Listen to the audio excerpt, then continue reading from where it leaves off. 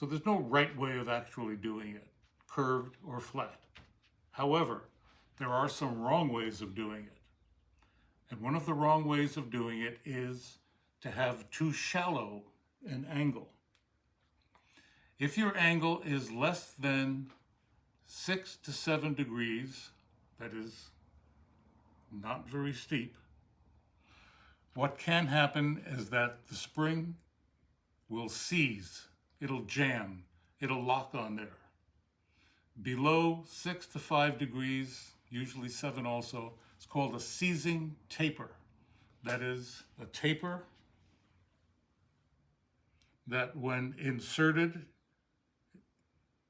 into the holder will seize it, will hold it, it will have to be tapped out.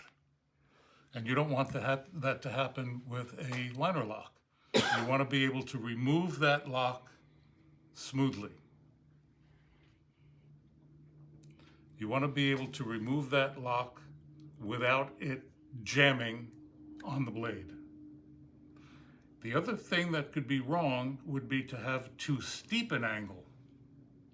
If you go much above 11 degrees, 12 degrees, you have a very steep angle like that, what can happen is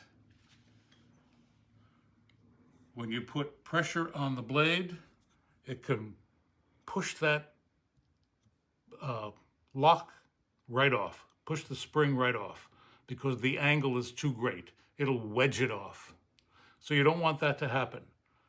When the downward pressure is placed on the blade, you want that blade, the lock face, to hold that spring without moving it and without jamming it.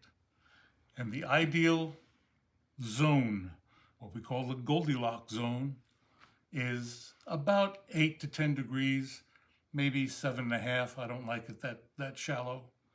Up to about 11. I don't like it that steep. I generally use 9 to 10 degrees, and I think most knife makers use between 8 and 10. And as I said, either one of them is okay. So we've looked at the edge finder, we've looked at the wheel, and how do we hold the blade in the milling machine? We do that on a fixture. There are different kinds of fixtures, and there's some that can be bought on the market. I saw one recently for about $385. This one is homemade. Whole thing cost about 45 bucks. I used a cast iron angle plate right here, and the plate of steel at the bottom, which is fairly accurate.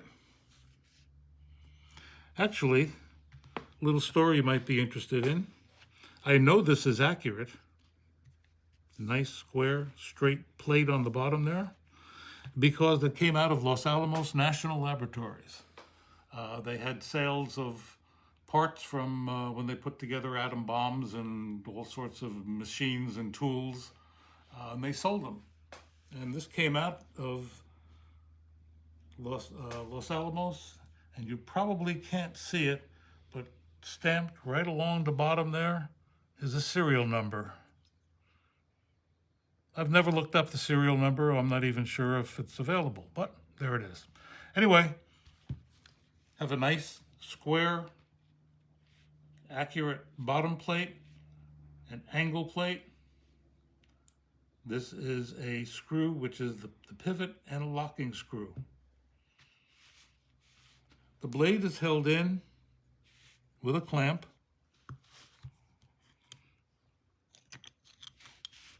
Against the pivot. Now the pivot I use a pivot with 3 steps because I've used 3 different pivot diameters. 1/8 inch, 3/16, and 7/32. And by moving this pin, which forms the pivot, in and out,